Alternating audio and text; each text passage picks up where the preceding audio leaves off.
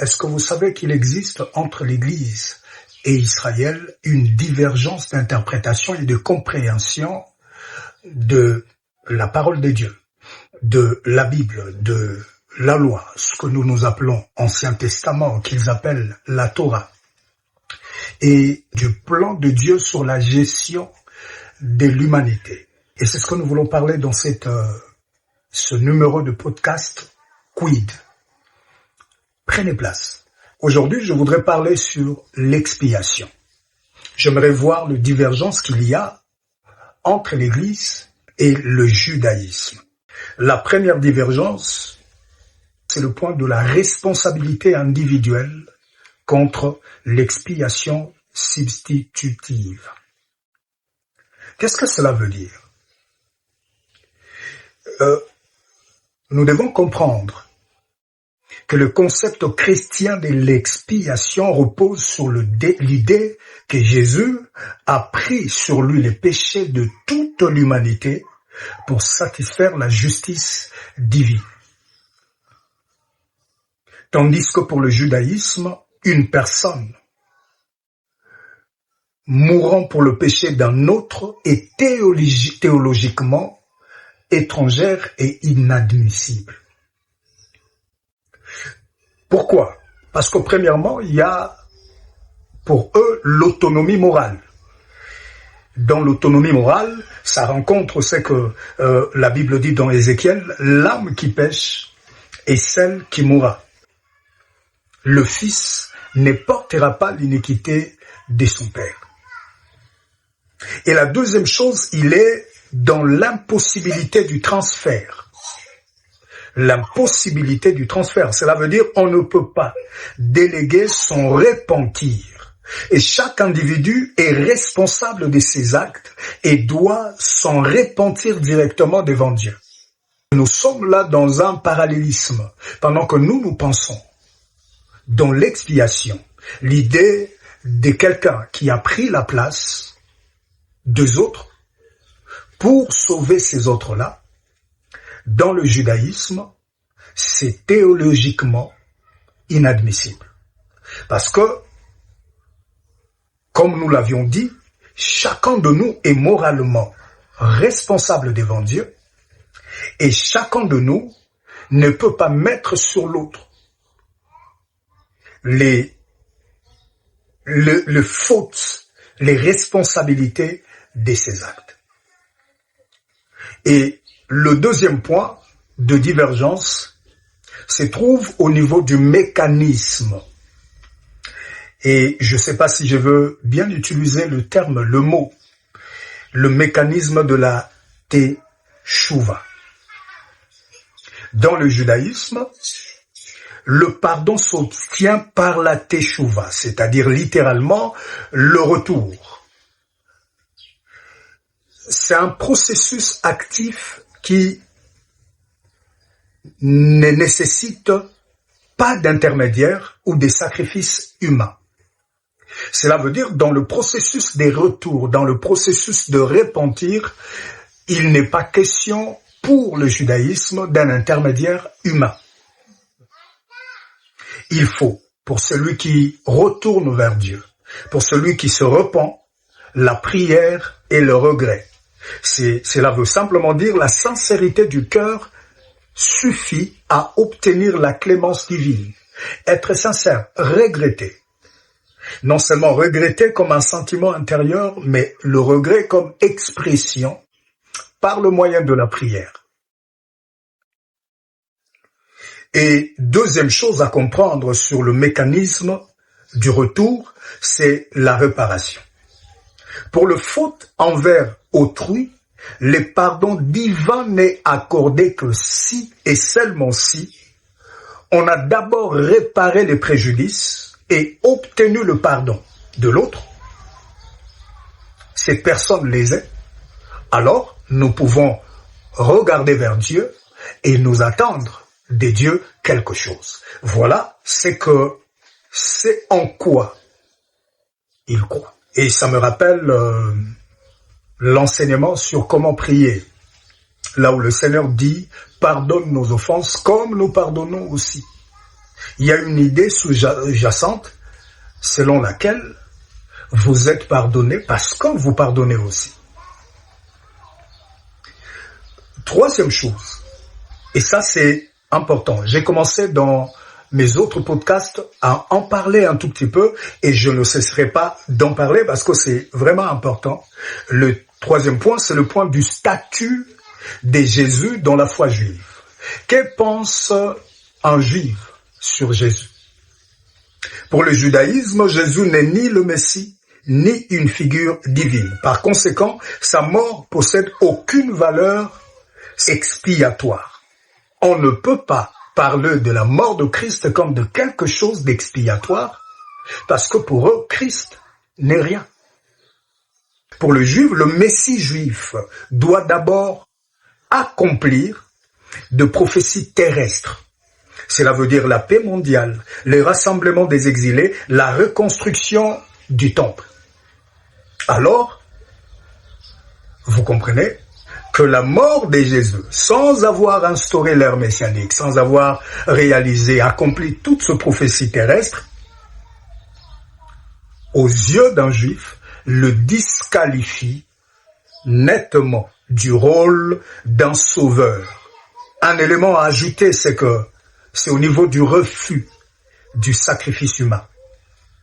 La Torah interdit strictement les sacrifices humains. L'idée qu'un Dieu exigerait la mort d'un innocent pour racheter le coupable est perçue comme une régression vers les concepts païens que le judaïsme a historiquement abolis et combattus. Lorsqu'il faut qu'il revienne dans cette logique selon laquelle il faut qu'un homme, quelqu'un, soit sacrifié, d'innocent, soit sacrifié à la place des coupables pour pardonner les coupables, vous comprenez un peu. C'est lourd à porter pour eux. Et le quatrième point, c'est le point de l'interprétation d'Ésaïe 53. Pour nous, l'Église, ces chapitres de par la préfiguration du Christ, de ce qu'il doit faire, de comment il doit racheter. Pour nous, c'est une personne qui est le Christ, qui est Dieu fait chair, qui mourra à la place des pécheurs afin de le racheter. Mais l'exégèse juive classique interprète les serviteurs souffrants comme Israël dans son ensemble, le peuple tout entier, qui souffre l'oppression des nations, mais qui reste tout de même fidèle à Dieu. C'est une métaphore collective qui prend tout le peuple dans l'ensemble, Israël comme un peuple dans son ensemble.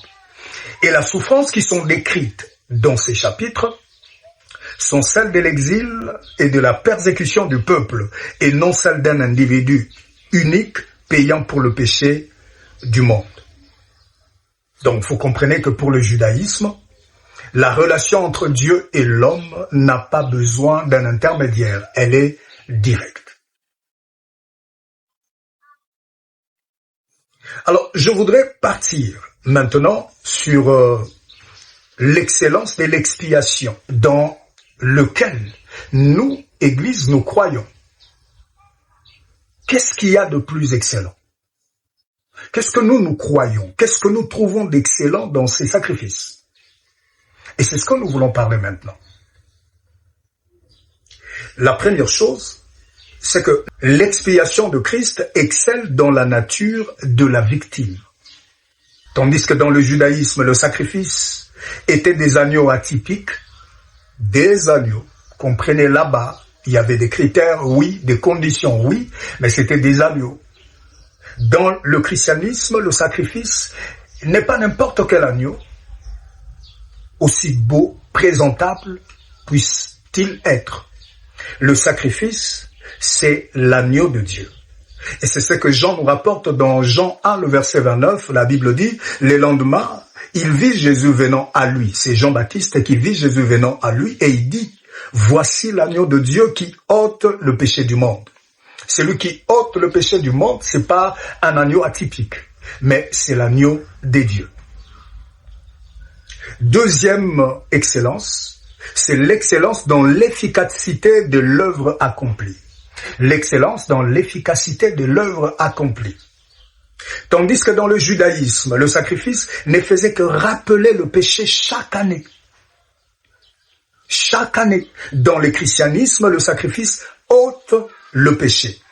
Et Jean 1, 29 que nous venons de lire, l'exprime très bien, très clairement, l'agneau de Dieu, pas qui couvre le péché, mais qui ôte le péché du monde.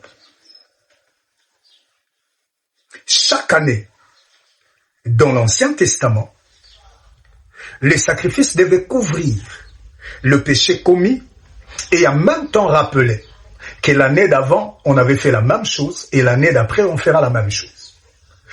Non seulement on était en train de sacrifier pour couvrir le péché, mais en même temps, ils étaient en train de se rappeler ce qu'ils étaient capables de reproduire encore, parce qu'ils en ont fait des années et des années, et ils en feront encore. Lorsque nous lisons Hébreux 10, le verset 4, la Bible dit « Car il est impossible que les sangs de taureau et de bouc ôtent le péché. Il est impossible que les sangs de bouc et de taureau ôtent le péché. » Donc le péché n'était pas ôté par les sacrifices de l'Ancien Testament. Le péché était couvert. Et nous sautons pour lire le verset 10 au verset 12e. Et la Bible dit, c'est en vertu de cette volonté que nous sommes sanctifiés par l'offrande du corps de Jésus-Christ une fois pour toutes. Et tandis que tout sacrificateur fait chaque jour les services et offre souvent le même sacrifice qui ne peuvent jamais ôter le péché, lui, après avoir offert un seul sacrifice pour le péché, s'est assis pour toujours à la droite de Dieu. Nous croyons que le sacrifice de Christ a ôté le péché, tandis que dans l'Ancien Testament, dans la Torah, il y avait une recommandation d'offrir pour le péché, mais ces sacrifices n'enlevaient pas le péché une fois pour toutes, mais le couvraient simplement. Troisième excellence, c'est l'excellence dans l'étendue de ses effets. L'étendue des effets du sacrifice de Christ, dans lesquels nous, Église, nous croyons.